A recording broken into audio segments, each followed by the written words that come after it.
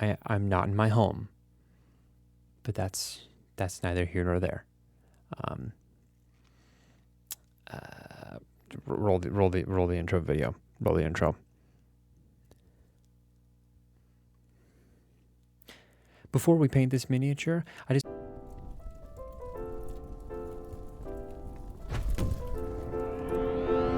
start with the armature. I take a long piece of wire, I bend it in half, and then twist it together to create what's going to be the spine for the mini, making sure that I have plenty of leftover wire to then fold the hips and the legs into.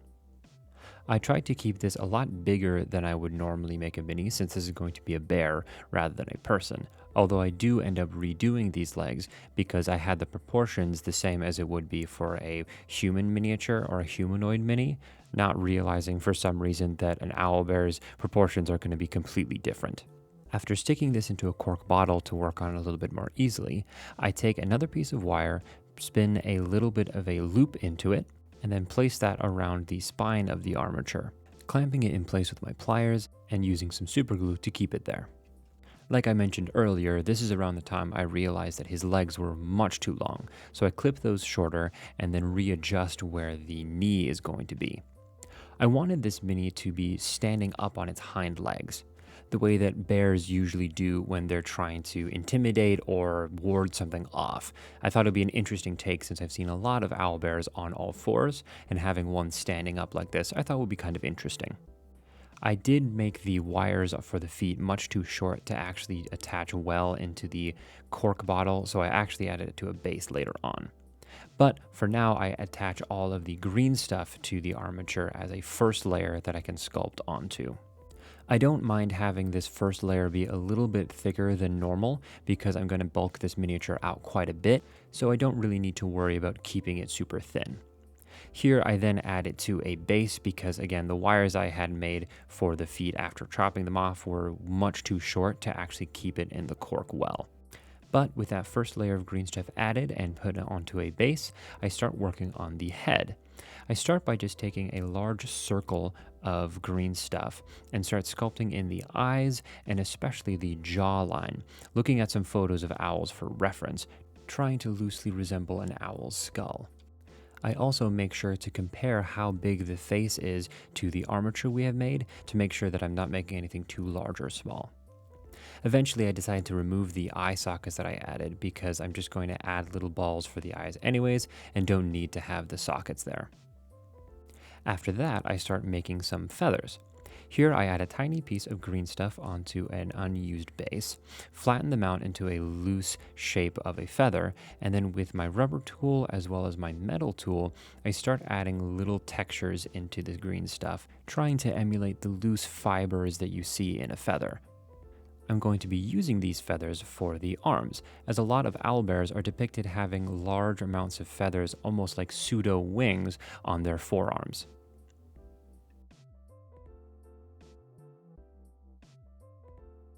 After making several feathers, I go back to the face and add the little balls for its eyes. At this stage of the face, I also decide to add a little bit more green stuff for the beak. I end up messing around with this quite a lot to make sure that as I'm sculpting in the beak, I'm not ruining the circular shapes of the eyes, and also trying to make sure that those eyes are equally spread apart and not looking either direction. Once the feathers are set, I remove them from the base that I was making them on, using one of my metal sculpting tools. Then I go over to the miniature and add a little bit of green stuff and start attaching the feathers. The feathers were quite big, but I didn't mind that because I wanted this to almost feel like he was fluffing out his feathers as a way of intimidating someone. I thought this was interesting, especially because bears will often use size as a way of warding one another off. They stand up on their hind legs to look as tall and broad as possible to intimidate any other bears or threats. So the idea of owlbears specifically using their feathers to make themselves look even bigger the way that a peacock might, I thought was kind of cool and made a lot of sense just like biologically almost. I don't know, I thought it was really interesting. Once I add those though, I go back to the face. I add a little bit of a ring around the eyes and then add some more green stuff around the face. I try to create the loose heart shape that a lot of owls have, of feathers kind of in this heart-shaped disc that generally will surround their eyes, going in with a needle to add a loose feather texture. Because of how small this is, I don't have to worry about it being super detailed, but just a little something that the paint can latch onto. Once the green stuff attaching the feathers to the mini had set, I add an extra piece of green stuff over top of them to start creating the second row of feathers on top. I don't know why, but for some reason, this particular part of the miniature I'm very, very proud of. As I was working on it and looking at it, it really felt like part of a miniature that you could buy at a store. I don't know why, but something in the way that I sculpted it just looked really professional and almost like, again, a store-bought miniature. So I'm very, very proud of how these feathers looked, especially once they were layered on top of each other with more feathers. I then take some more green stuff to start filling out the mini. Here I add some to broaden out the shoulders, and I also add a little bit of green stuff onto the chest to try to mimic the fur pattern that I was seeing on the bear images that I had looked up. This is going to act as a foundation for the layer of fur we'll add later on, so that it's not just flat. Here I also add a little bit more to the thighs of the miniature, since that's where a lot of fur ends up clumping on bears. I also add a ring of green stuff around the neck of the mini to act as the puffed up plumage that almost like pigeons have sometimes, and also owls often have. Especially if this miniature is trying to make itself as big as possible, I feel like it made sense for it to use the feathers around its neck to get even bigger. I then go in with some pliers to get rid of the extra wire before I attach the head, but I accidentally messed up the plumage that I just add, so I go in with a rubber tool to fix that really quick. I then get the head off of the little metal sculpting tool that I was using, and with some green stuff, attach it to the miniature. I then take my wire cutters again and get rid of the extra wire that was on the hands, so that I can then go in with more green stuff and start adding the hands, using a little ball of green stuff and then my metal tool to sculpt out some loose finger shapes. I then repeat the process with the feet. I don't need to be too careful with this because most of this is going to be covered in fur anyways, so it's going to be a very subtle detail. Speaking of which, I then take a large piece of green stuff and start adding the fur. First, I press the thin sheet of green stuff that we added on top of the miniature with my rubber sculpting tool to make sure that we keep the shapes that we had added earlier. After that, I play around with the fur texture. The last time I did this was on my troll video, which was a lot more fur, and so I used my knife to make a kind of loose and fast fur texture. But for this guy, because there's not as much, I can actually take my needle and be more intentional in creating these tiny little triangular shapes and then moving them around to make them look like the individual locks of fur. To do the plumage around the neck, I add some thin lines to imply the rows of feathers, and then with my rubber sculpting tool, I add some similar texture that I did for the feathers with a little kind of cross hatching over top of them. I try not to make it quite as intense because the feathers are kind of overlapping and almost blurring each other out, so I don't make the texture too deep. I do decide, however, to add a second row of this plumage just to have it flow better into the fur. I then go around adding more of the fur texture over the arms and the hands, trying my best to blend the fur texture into the feather texture that we had added before. I then add some green stuff over the head, and I realized something that was very important was to add some little ears. This is one of those details that you don't really think about the miniature needing, but until you put it on, the miniature will never look right. I didn't realize how these tiny ears were actually fairly quintessential to what the owlbear looks like after I was looking at all of the art as reference for this miniature. To finish the head, I add more of the feather texture, similar to the way that I added the plumage before, but just in these vertical rows. Now it was time to fix the back, because right now it looked like a person wearing a fur costume and not the fur of an actual animal. So here I add some green stuff over the arms, but I make sure to create essentially what would be indicating a shoulder blade and adding fur texture over that, blending it into the fur we had already added before. This way, the miniature is going to look a lot more natural, and again, it's not just going to look like a sheet of fur on the back of this mini. I also add some more green stuff onto the back of the feathers and repeat the process I had done before, just finishing up the kind of fiber texture of the feathers and blending that into the arm. After that, I go in with more of the fur texture to cover up the legs and the feet. I also end up adding a little bit of extra fur right where the arm meets the chest because it was looking a little bit odd and I felt like the connection looked a little bit forced. It didn't look very natural. So I add just a little bit of green stuff to both arms. And with that, the next step was painting. At the Montrose Saloon at 6 p.m. For those of you who are in Chicago, we would love to see you there. My band's name is Kin. This is what one of our songs sound like. So if you like that sound, we would love to see you there again, September 21st at the Friends for years, and if not, it's enough that we both hate it here. So hold on, red wagon. 6 p.m. So for if any of you are in Chicago, we would really love to see you there. Also, don't forget to check out the Patreon as always. It's an amazing way to support me. I am very happy with this miniature. I start as normal, applying a black airbrush primer with a regular brush, adding 2 thin coats to create an even coverage. For the base coat, I add a brown, black, and a little bit of white to create a kind of grayish brown, a very like desaturated brown color for the darkest shadow.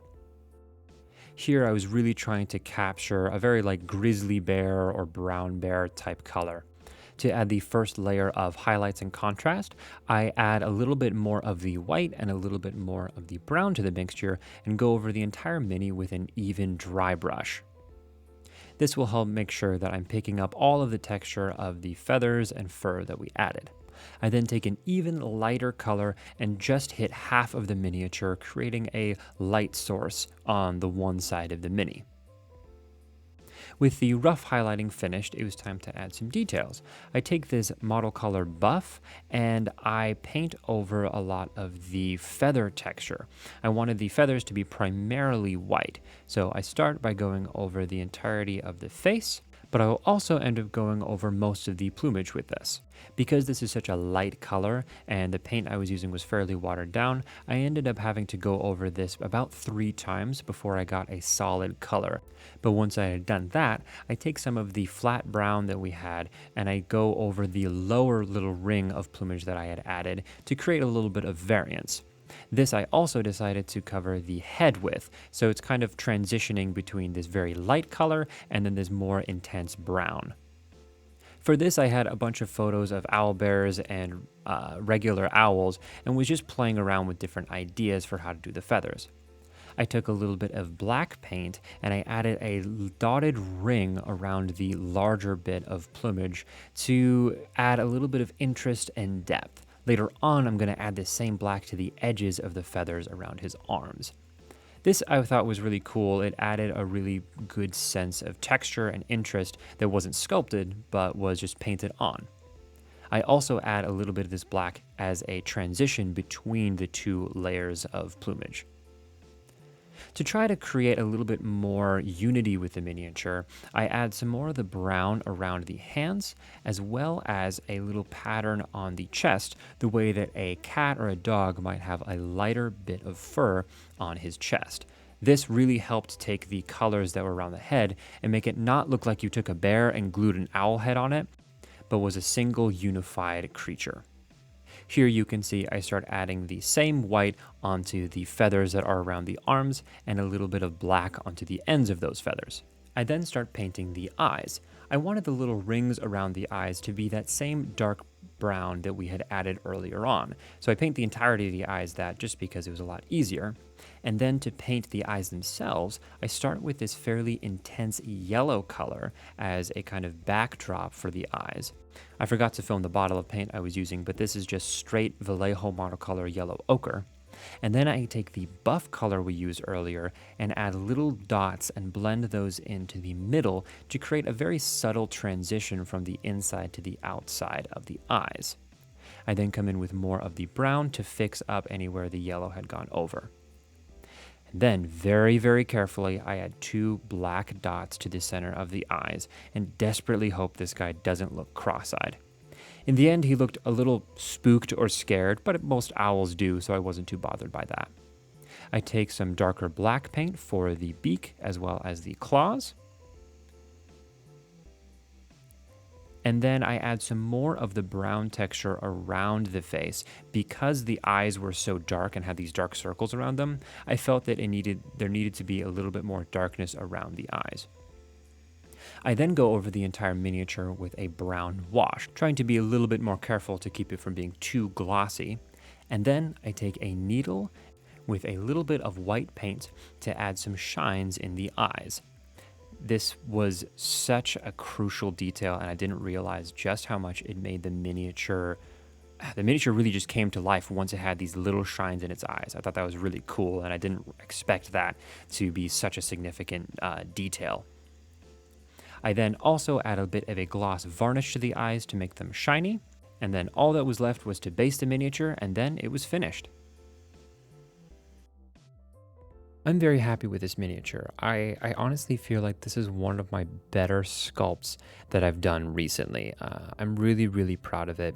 It feels very professional. It feels very much like a mini that you would buy. It feels to that same caliber as store-bought miniatures. So I'm very, very proud of it. I think the paint job is I'm fairly happy with. In the headlights, I could have prized or terrified. But other than that, and the slight gloss from the, slightly need to invest in a matte varnish so that I can actually use those darker washes on my miniatures. But anyways, thank you so much for watching this video. If you liked it, subscribe, leave a comment, huge help. And if you want to support the channel, check out the Patreon. Again, it's a really great way of supporting me and helps me make these videos and invest more time into making these videos. So thank you so much for watching, and I'll see you guys in the next one.